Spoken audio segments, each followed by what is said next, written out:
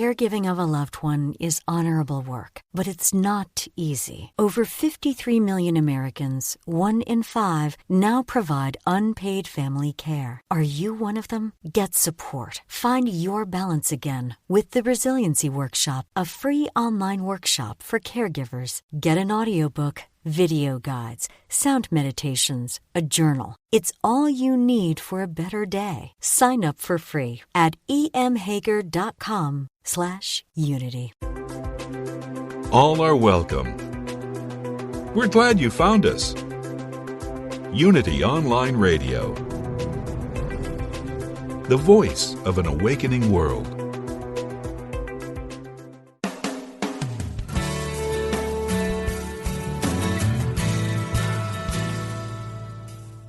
Welcome to A Course in Miracles, Living the Love, Walking the Talk with Reverend Jennifer Hadley. Get ready to focus on your intent to be the love, be the peace through practical application. Here is your host, Reverend Jennifer Hadley. Bonjour, bonjour, bonjour. I am very happy to be with you, and I'm so happy that kironJ Gardner is back with me this week. Are you there, Kiron? I'm here. kironJ? Thank you very much. Good to be back. Yes, so glad that we could arrange to have you back. We've got our tech issues resolved. We will not be interrupted.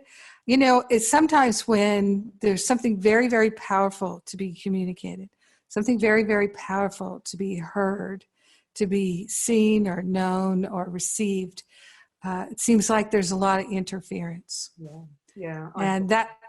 Yes, that's what I was thinking, that something like that was going on energetically. And so we're not deterred. We are determined to see. We are determined to see. So I'm going to start us off with a blessing and a prayer like I always do. So grateful and thankful to take this breath together. So grateful and thankful that our life is a life of love. So grateful and so thankful to partner up with that higher Holy Spirit self and to recognize that our true identity is already free. Our true identity is perfect love. Our true identity is wholeness and wisdom and clarity and freedom and the all good of God. We are truly grateful and truly thankful to open ourselves to expansion, clarity, and healing, that our conversation is a divine dialogue in a field of perfect love intelligence. And so what I know for each and every one of us is that we are receiving everything that is ours to receive from this communication with kironJ. So grateful and thankful to welcome it and share the benefits with everyone. We are grateful to let it be, and so it is. Amen. Amen. Amen. Amen. Yes.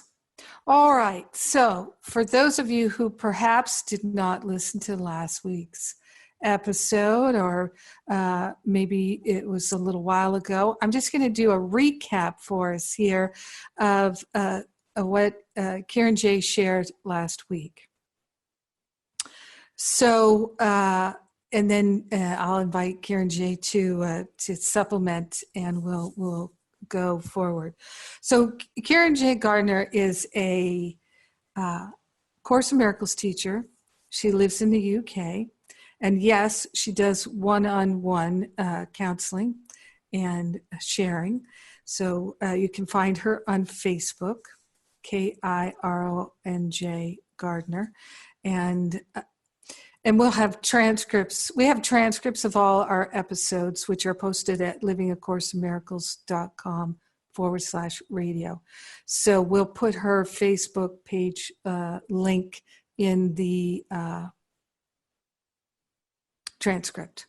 So that's just another resource that people have. And we do the transcripts in part because there are many people in the deaf community who are interested in A Course in Miracles, cannot listen to all these bazillion of audios that people have out there. And that's also why we we have closed captioning in all the videos, and we're putting the radio shows up at YouTube so people can see the closed captioning there.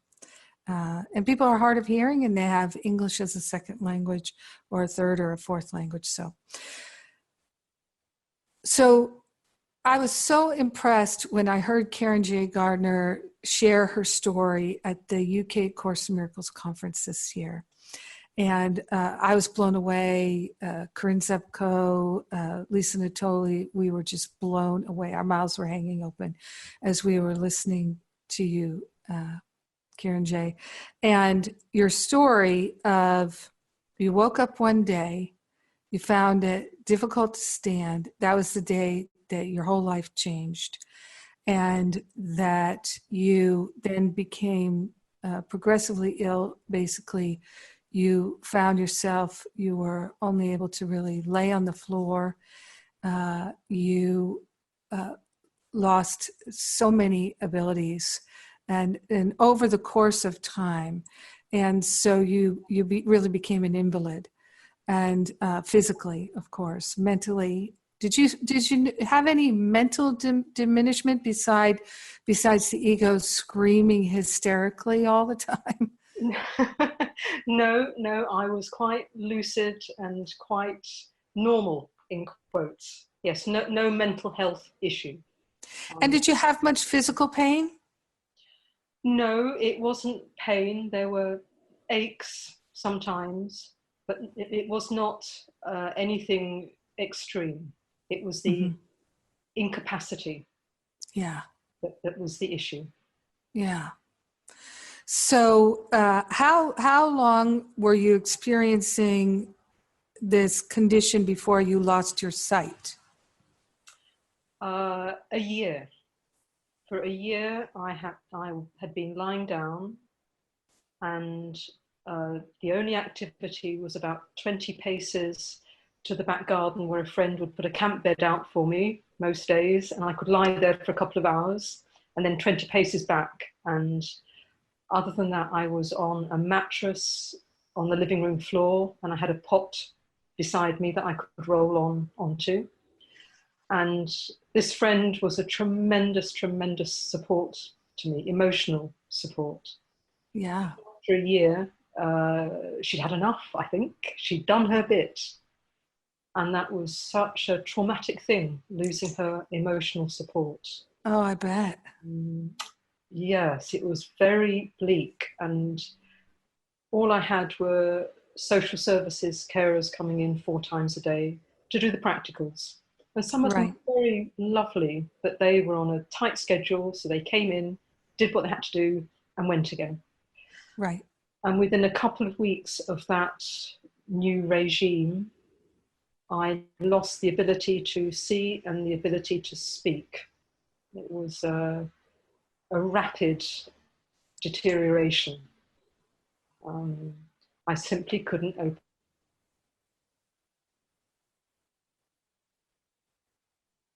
eyes, and I just couldn't speak. And that was, it was so terrifying. I almost couldn't respond to it. It was so out of anything that I would have thought I'd been experiencing. I was in shock, probably. And in a funny way, it brought me to the present. It was so awful. The only place I could possibly survive was being with it in the here and now, and simply taking one moment by one moment. If I went out of that, it was all too ghastly. I did. I wasn't perfect. Were you what? Sorry, go on. Well, I was just wondering, were you watching television, listening to the radio? Were you doing those kinds of things to occupy your mind, distract you? Before I lost my sight, I did a bit. I'm not really a TV person, but I did simply to pass the time. And then when I could no longer see, sometimes carers would put on CDs for me with music. Sometimes they'd turn the television on. But it couldn't be, their last call was about 7:30 in the evening, something like that. I was left by about 7:30 in the evening. So the TV had to go off then, because otherwise it would have been on all night. And if they put it on at the lunchtime call, it would stay on till the tea time call. Right. Because I couldn't do anything. Right. My way of communicating was clicking. I could do a yes and a no. So they would ask me, do you want the TV on? And I would click as to whether I did or I didn't. And sometimes, most often I would prefer the silence. I did listen to things sometimes, but it wasn't 24 hours a day by any means, because the whole impetus of this, the whole thrust of this, was supporting me to connect with the divine, inner connection. And I was well up to speed with that. I kind of understood this is what it was about. So you had that to cling to. Yes, very much so. Yeah. I want to ask you about that, but before I do, I'd like to ask you, did you feel like you were being punished? No, it was a great mercy that I never felt I was being punished. I was mystified as to why it was happening. And I remember thinking, I can't do this. I just can't do this. How can I possibly be expected to do this? And I'd have a rant to God. Just sharing my feelings. I mean, this was before the course, so it was a different understanding of God, but I did have a strong connection with the divine before this episode. And I would never have got through it otherwise. So in my mind, I would talk to God and say, this is impossible. How can I possibly do this? Again and again, day in, day out. You can't be serious. And it just kept going. But it was not a feeling of being punished, because right at the beginning, I joined with the holy purpose of it. On the first day that I could no longer stand up, and I intuitively knew something big was going on from the human perspective. I had no idea it would be 6 years of lying down, but I had a sense that this was not going to be over in a day or so. And so I said to God, this has to be perfect because it's happening. It does not feel perfect. You show me how it's perfect. And from the core of my being, I laid down a gauntlet. It was a very deep intention to know the perfection of this. And as time went on and my body deteriorated more and more, I could still be with that declaration. You show me it's perfect. I've lost my sight now. I've lost my ability to speak. It's really getting desperate here. And show me it's perfect. Show me how it's perfect. I kept on doggedly going at it. And then after 3.5 years, I lost the ability to use the pot for the side of my bed. I was taken to hospital for some tests at some stage and put on a high hospital bed when I couldn't roll onto a pot. And a week or so of not doing it meant I just lost that ability. And again, it was very disturbing going to hospital and being prodded and poked and not being able to talk. And anyway, yes, that was horrible. So I came home and could no longer leave that mattress. So for 2.5 years, I was in diapers. and unable to do any self-care. So I was totally reliant on the carers who came in 4 times a day to change my diaper. And again, that is something so far removed from what we would imagine is going to happen to us in adulthood, that something was able to be with it. I had no frame of reference for not speaking, not seeing, and in diapers, and hardly able to move. I had no reference point for that. I'd lost all ideas of going to work and seeing friends and talking to my son and watching TV and all the things that we tend to take for granted when we are physically healthy. That had just gone. And I had grieved and grieved and grieved about it and been furious about it. Rage came up that I seemed incapable of doing anything about this. So once the diapers kicked in, it was, well, I'm just with what's going on. And it was the inner connection, of course, that stopped me going under. Nothing else would have seen me through that. And of course, I had no distractions. Yeah. That was it. So last week we talked some about, I have so much I wish to cover, so I don't want to give a lot of commentary or what I think or feel about it. I'm just so grateful that I have this time with you. So we talked some about feeling suicidal, because I work with many people who have extremely debilitating illnesses of different kinds and progressive illnesses and things like that. And so it's intensely physically challenged, but it's also mentally challenged, and it's also emotionally challenging. And I always know that those folks who are going through that kind of intensity, they have a determination to get back to clarity of their divinity, unlike anybody else. That's my feeling about it. That on the surface, they sometimes feel like they're totally failing.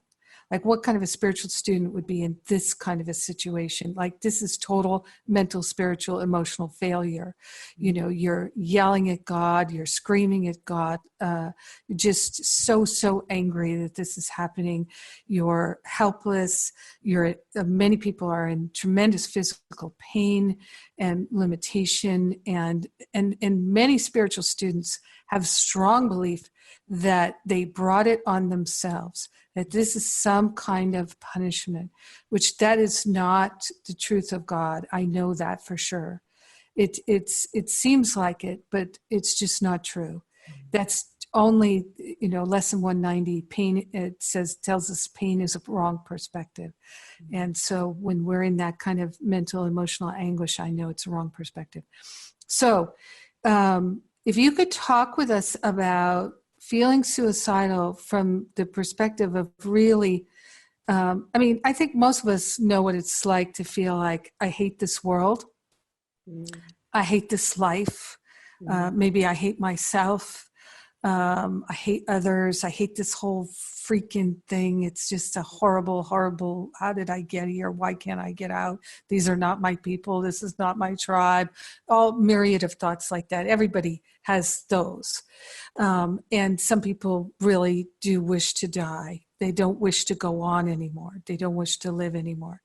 And very often, every time when I encounter people who are in that kind of a mode, they see no way out. That's why they're suicidal. There's no hope, none, zero, nada. And that's what causes people to take their own life. So you rolled around literally on the floor with that. And what were the insights that you had about your own inner workings of your mental, emotional state as regards just wanting to leave the planet?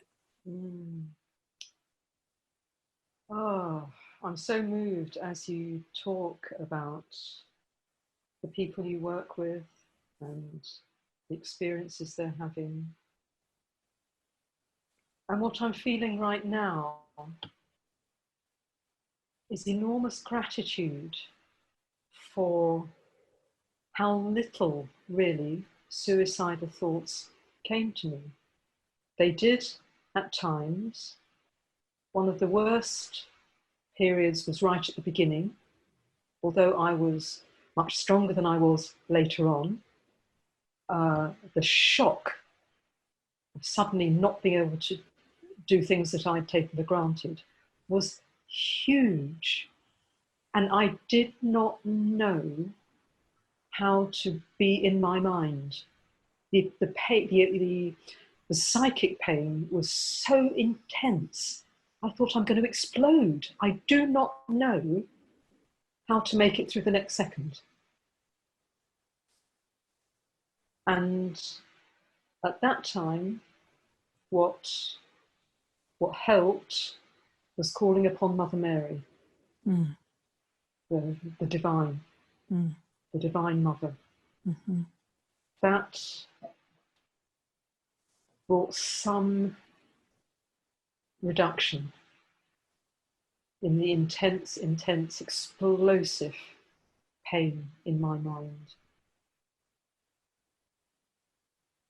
And the worst time, when I was very close to, because as it went on, there was nothing I could physically do.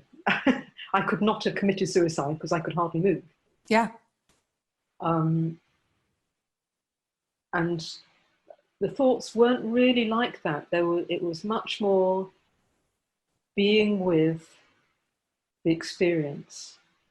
But there was a time when I was taken into hospital and I would have been sectioned under the Mental Health Act if I hadn't gone in voluntarily, so giving a for yes, because I was so emaciated that I was close to organ failure. So I was at risk of shuffling off the planet. And so for my own safety, they said, we are going to take you in and we are going to fit you with a tube into your stomach to feed you. You can do this voluntarily or we can section you. If you go voluntarily, it will be a much easier experience for you. So no choice really. And of course I had to go. And I was then taken into a general hospital ward, and I was there for 6 weeks. And that was hell. Really, really hell. It was a very disturbed ward, lots of shouting and screaming and people pacing up and down all day and night. Machines beeping and staff run off their feet. I was not strong enough to press a call button to say my nappy needed, my diaper needed changing. They couldn't believe I couldn't push the call button. So it was intense suffering in my mind. They didn't believe you? No, not at all. But they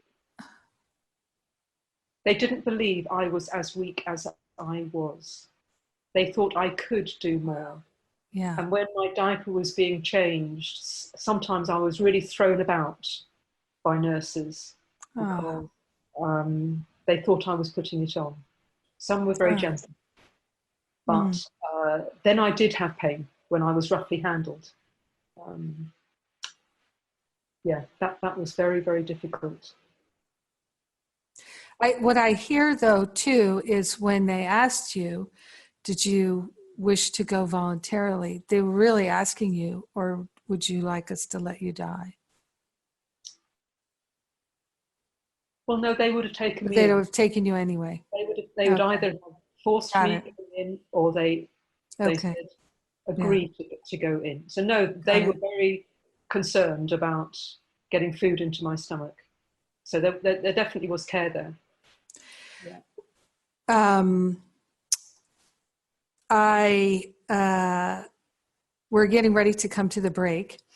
And just before we go, so you were in the hospital then for a couple of weeks that way to get your physical, yeah. And break, I can tell you, you were asking about suicide. Well, there was an episode that I'd like to tell you about. Okay, great. Maybe after the break would be a good time for that. Yes, definitely. And just as we are preparing to go to the break here, I wanted to take a minute here to share something with you, in addition to just reminding you that you can reach out to kironJ Gardner on Facebook. And she does do one-on-one counseling. And she's a Course in Miracles teacher and speaker, so you could also invite her to come and speak or teach to your group. And I really would encourage that. She obviously has, well, it's yet to come. You're going to hear the even greater insights and learning that she's got to share with us. I also, I can get so wrapped up, I don't make announcements and things like that. So I would like to share with folks that I have some events coming up, some in-person events. In September, I have a retreat for those who are recovering from sexual abuse. And that is a very small retreat. We have a few places left if you're interested. And then in October, I'm doing my spiritual counseling training intensive and my teacher training intensive. Both of those are professional programs that anyone can participate in, and they are beautiful, powerful, healing, transformative programs. And I do them back to back so that people coming from a long distance can do them both, as many times people like to do. So you can read more about all of those at jenniferhadley.com on the events page. I am Jennifer Hadley. You're listening to A Course in Miracles, where we're on Unity Online Radio. We're living the love, we're walking the talk, and we'll be right back.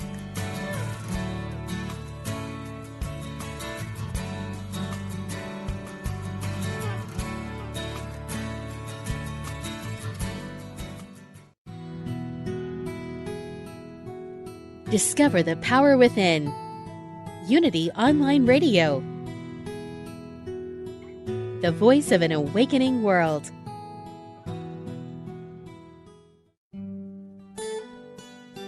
If you've been inspired by the programming on Unity Online Radio, we hope you will give your support so others may be inspired too. This online radio network depends on the support of listeners like you to continue operating and expand its outreach. Go to unityonlineradio.org and click on Donate today. Here's a Unity Mindful Moment with Eric Butterworth, taken from the live lecture, A Course in Practical Metaphysics.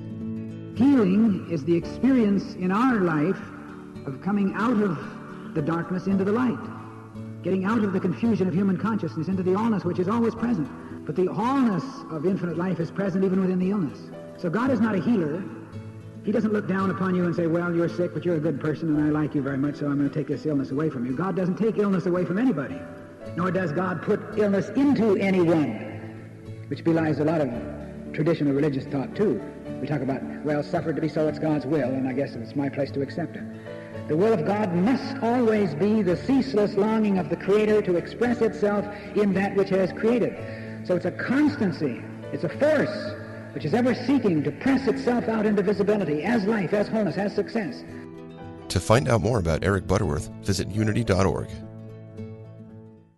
Since 1924, Daily Word has offered inspiration and practical teachings through daily prayer messages to help people of all faiths live happy, healthy lives. The magazine includes 2 months of daily affirmations, messages, articles, and spiritual poetry to help you get inspired. Subscriptions are available for print editions in large type and Spanish, as well as the digital subscription package that includes the online magazine with audio, smartphone app, and daily email. Get your subscription today. Visit dailyword.com or unity.org. If you're looking to deepen your spiritual journey, Unity Magazine is your go-to source for information and inspiration.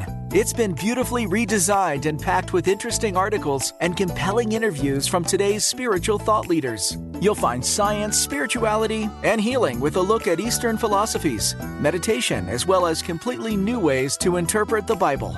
Plus, reviews on the latest spiritual books and music. Get a free trial issue at unitymagazine.org. Tune into Everyday Attraction with Ray Zander every Friday at 12 p.m. Central here on Unity Online Radio. Take a deep dive into the teachings of Abraham and discover how to make the law of attraction work for you in your life. Each week, Ray goes into the heart of understanding the power of our emotions and how to become conscious co-creators. Learn how to release resistant thoughts and live life to the fullest. Find out more at everydayattraction.com. Call now with your question or comment. 816-251-3555. That's 816-251-3555. Thank you for tuning in for A Course in Miracles, Living the Love, Walking the Talk. And we're back. My guest is kironJ Gardner, and we are talking about her epic, amazing experience and life journey. And we were talking about we're just going to talk about her experience of feeling suicidal. And so I left off where you had something more you wished to share about that. Yes, well, you were asking about this aspect of it. And I was talking about being in hospital and it being such a difficult time. And I woke up one morning and I thought, I cannot lie here another day. I cannot do it. And I thought, what I'm going to do is I'm going to stand up on my bed, bearing in mind I could hardly move, and I am going to hurl myself off the bed, and I'm going to land on my head, and I am going to damage myself so much that I will be taken away from all of this. And I was so convinced this is what I needed to do, I even managed to kneel up. Some strength came from somewhere. And I was kneeling on one knee and one knee raised. And I thought, this is it. I'm going to do it. I'm going to do it. I cannot stay here. And then something happened.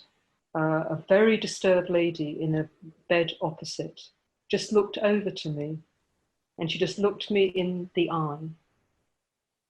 And there was a peace, and I thought, no, I can't do that.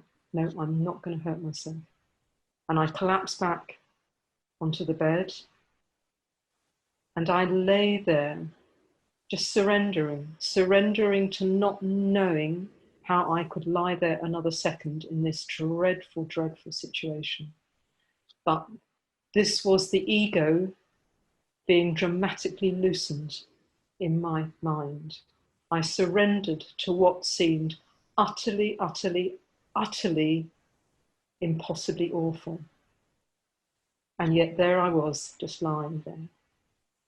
And that was a turning point. That for sure was a turning point. And I feel so absolutely grateful to that beautiful being who was having her own journey for sure, who looked at me just at that moment. That's how God works. Yeah, absolutely. Yeah, through our brothers and sisters. Yeah, yeah. She was your salvation. She was. Yeah. Yeah, yeah. And then the other thing I'd like to talk to you about, which was so instrumental in me coming through this, was a story of forgiveness. Of course, what else can it be? Of course. And I had hated my father all my life. It was a sexual abuse story. And I'd done much work on it in a therapeutic setting, as if it was real. And that had helped, but the hatred was still there. And a friend found a 3-day secular mind training that she thought would be very, very helpful for me. And I intuitively knew that it would be very helpful. So in my mind, I asked God, please help me be ready for this mind training. Whatever I've got to do, let go of, see, not physically see, but understand, please help me. And so that month before this training was going to happen, trainer coming to my house, of course, because I couldn't go anywhere, was storms beyond storms. The ego storms were huge, intense, chaotic, and prolonged. And 5 days before this training was due to happen, there was a phone call arranged with my father. And I'd had almost no contact with my family all through this episode, but somehow it happened. So the phone was put under my ear, and he talked about ordinary things, and I clicked as my response. Nothing dramatic there at all. Then the phone was taken from under my ear by a carer. And then there was the moment of supreme grace, when all the hatred I had felt for him for 50 years just left my mind, just went. And of course, what it revealed in its place was overwhelming love for him. It wasn't forgiveness as the Course describes it. I still thought he had done something, but I didn't care what he had done. I knew I loved him. And that was a big enough shift in my mind to prepare the way for me to make this very good use of this secular mind training. And the premise of it was that it's your thoughts that are causing what you don't like. And so it's with your thoughts that will work, and you can change your thoughts and you will have a different experience. Now, if that isn't perfect preparation for a future Course in Miracles student, I don't know what is. Yes. And so this lady came and she taught me to think different thoughts. And within 24 hours, I could see, I could speak, I could eat, and I could sit up a little bit. And by the third day, I could even stand for a tiny bit. So it really was lightning. The lightning process is what this training is called.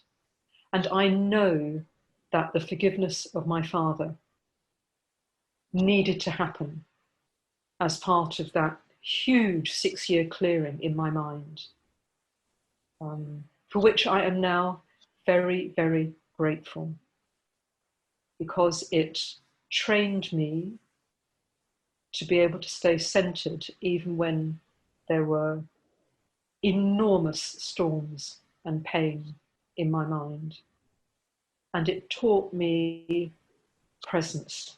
It taught me how to connect. And then when I found the Course 5 years later, or it found me, of course, as it does, I recognized the love that comes through the Course. That was the love I was beginning to open up to in that episode. And so I could dive into it intensely and just love it. And when more ego storms came, because of course the Course is so incredibly threatening to the ego, I was practiced at being able to withstand these storms. I was practiced at hanging in there, because during those 6 years I could do nothing else. And then later, of course, I could go for a walk and have a cup of tea and chat to a friend, and sometimes I did. But I knew the benefit. I had seen the power of my mind both to attack itself and to allow healing to come to it. And so I was mighty motivated to study this course. And then it wasn't long before I started running groups, because I come from a background of being a therapist and group facilitation and healing. And I was doing all that in the self-development world before this lying down phase. And so it was very natural to take all those experiences and gifts and put them in service of the course. So beautiful, so powerful. And I'd like to ask you, kironJ, in that moment of epiphany, or when you felt that all the hatred for your father left you, can you describe that more so people have some idea of how you knew that was what was happening, and that just how did you know that's what happened? Well, it was so entirely different to how I had ever felt towards my father. Mm-hmm. Because the abuse, I've had body memories. The abuse started when I was a baby. So right from the word go, as kironJ, in this physical experience, Mm-hmm. there was this abuse happening. It didn't go on throughout my childhood. It stopped, I think, when I was 3. I was the eldest of 5, so the household got quite busy. But it had been with me. It was a constant. All through my childhood, I had 2 recurring dreams. And one of them was, I'm just cancelling things on my computer, sorry that I've just come in. I beg your pardon. 2 recurring dreams all through my childhood. One was killing my father violently, stabbing him or punching him to death, really viciously attacking him. And the other one was being locked up in prison with him with no hope of ever escaping, key thrown away. And again and again and again, throughout my childhood, I would dream these 2 dreams.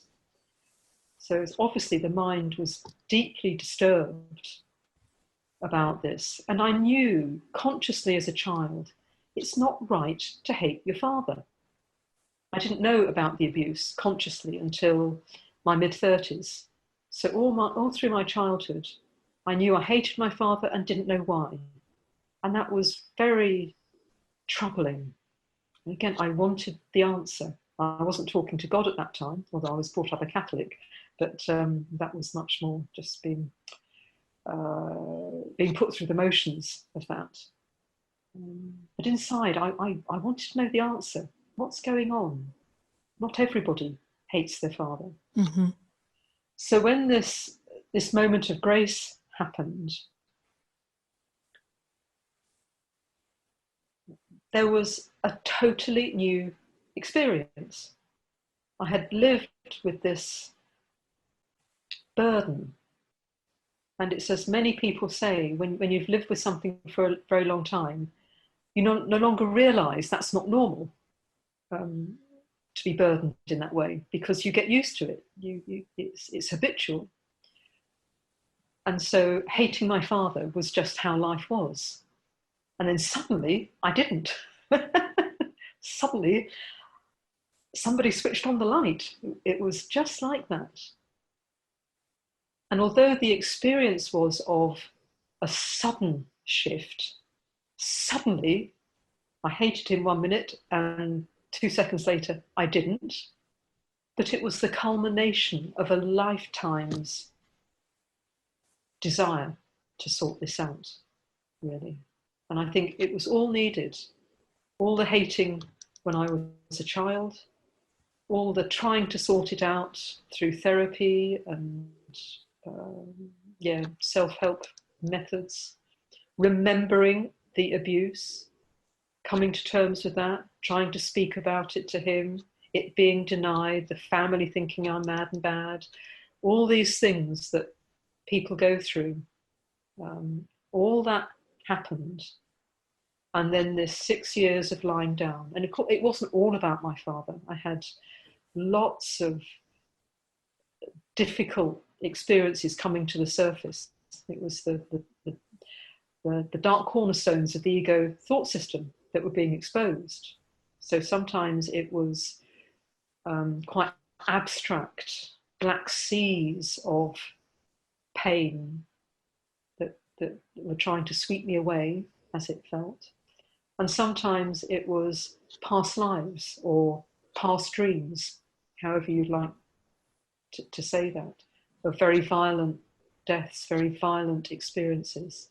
So it was a whole gamut of things being cleared from my mind. And my father was a central part of that, but not the only part. But it was an essential healing, I think, so that when I started to recover, and I was still frail for quite some time, but getting stronger by the day. All mind training. It was all using my thoughts that was bringing this extra strength. So making peace with my father cleared the way for me to focus on being able to walk 4 miles a day. I can't tell you how many times I said, I can walk 4 miles a day. And then I could, after some months, I could do that. And it wasn't really positive affirmation. It could be seen like that, but it was deeply connected with spirit. And it was spirit saying, use your mind like this. Start thinking different thoughts. Start telling yourself that you can walk 4 miles. But I'd hardly been able to move a little finger. So this was quite a leap in thinking. But it was spirit inspired. It wasn't from the person. It was spirit inspired, saying, now's the time to focus on moving. And my son had a year in the States.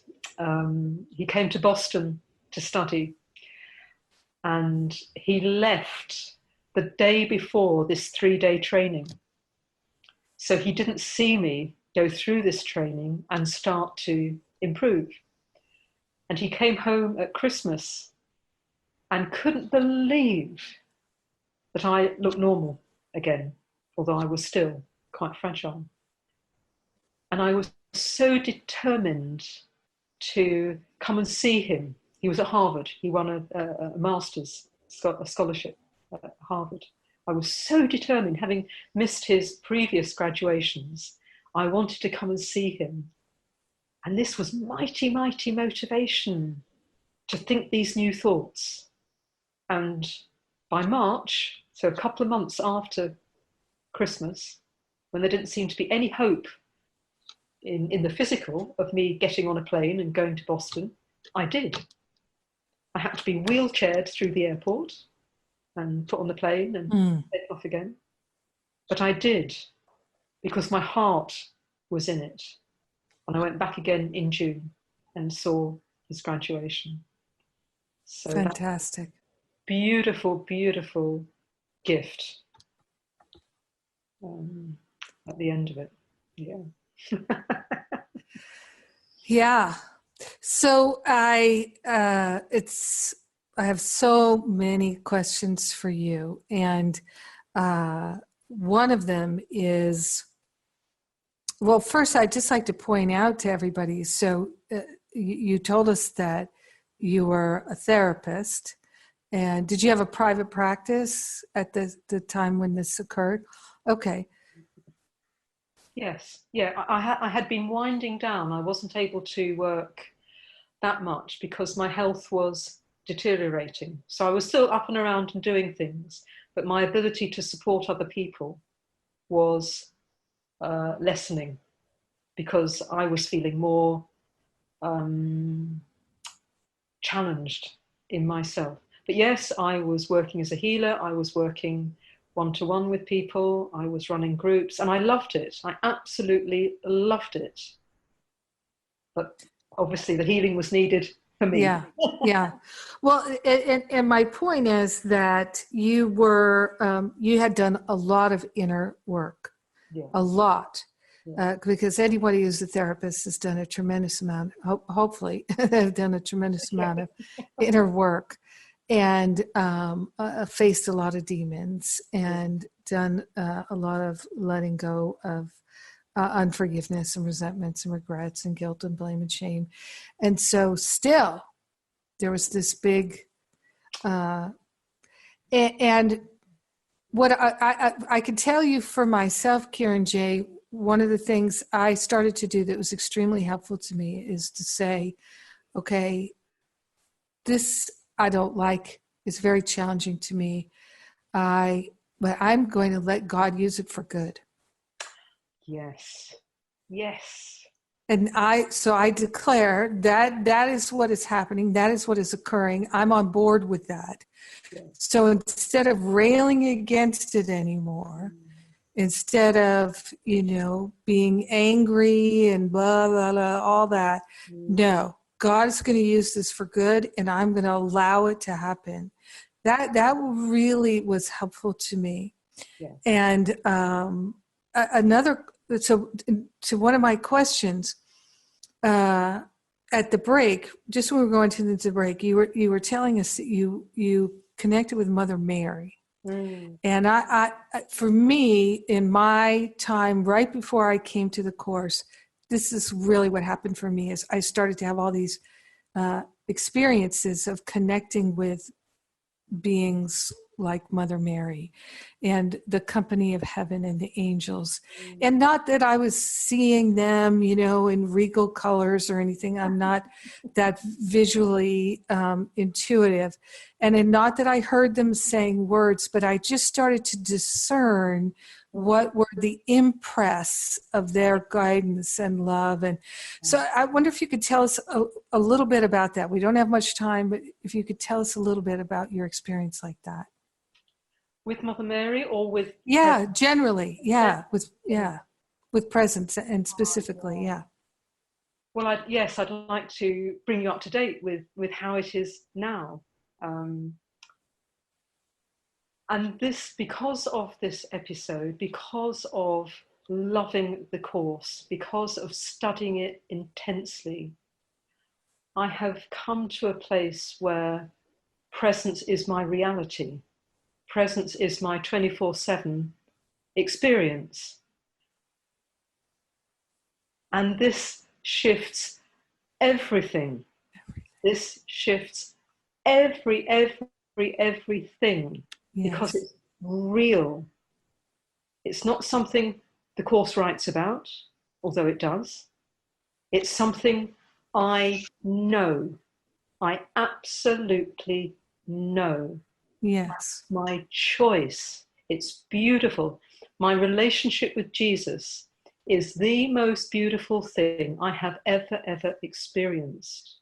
And it is particular with Jesus, with me. It doesn't have to be, of course, when you're studying the course. But with me, it's the presence of Jesus. I know him. And I am asking him, help me, help you. Help me, help you with your beloved teaching. This is my up and down and left and right and everything in my life now, is to be with Jesus, to be in this presence, and everything else has to jump around that. So I've lost so much interest in physicality because it's not beautiful compared to the presence of Jesus, which is the presence of all of us, of course. And it's getting easier to feel the presence in a brother. It's most clear with Jesus because he has no ego. So it's the easiest route for me and for us. But I would say to anybody listening, whatever you're going through, exactly as Jennifer says, it can be put to holy purpose, and you have all power to dedicate it to holy purpose. And then you will be shown its holy purpose, because there is one. Whatever you're going through, there is holy purpose, and you can come through it. And I can so recommend the presence of Jesus to accompany you. Yeah. Oh, thank you so much. And we have to surrender first. Yes. We have to surrender first before we know what anything is for. Yes. We have to be completely willing to give up every meaning we've ever made of anything to ever be able to see what things are really intended for. Yes. And so it requires that real surrender. Yes. And that's the whole trick right there. That's the whole thing. Last quick answer question. What you have now in your life, in your awareness, in your beingness, is it worth what you went through? Yes. Yes, yes, yes. Yes, yes, yes. Absolutely. And you know, I certainly didn't go through what you went through. I went through what I went through. And for me, I just, if I had to go through it all over again in order to have the benefit I have, I would do it. Yeah. You know, and there were times when I just wanted to die, really, really wanted to die. Mm-hmm. So we trust this as an inspiration to people. And it's super clear to me, I have to have you back. We aren't done. There has to be a part 3. It won't be next week. We'll take a break for a couple of weeks and we'll come back. And in the meantime, I would like to just, again, say you can find kironJ Gardner at Facebook. And go be a Facebook friend to kironJ Gardner. And tell her what you thought of the radio show. You know, I have a Course in Miracles radio show page on Facebook. You can write your comments there for me. Please, please do. And a quick prayer. So grateful and so thankful for the love of God that shines in us all. So grateful and thankful that we're already free. In gratitude, we share the benefits. We let it be. And so it is. Amen. I love you. Thank you, kironJ. Mwah.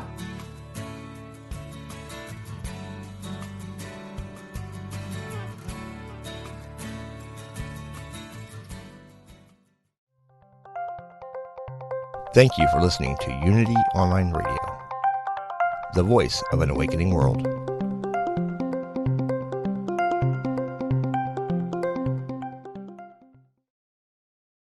Caregiving of a loved one is honorable work, but it's not easy. Over 53 million Americans, 1 in 5, now provide unpaid family care. Are you one of them? Get support. Find your balance again with the Resiliency Workshop, a free online workshop for caregivers. Get an audiobook, video guides, sound meditations, a journal. It's all you need for a better day. Sign up for free at emhager.com/unity/unity/unity/unity/unity/.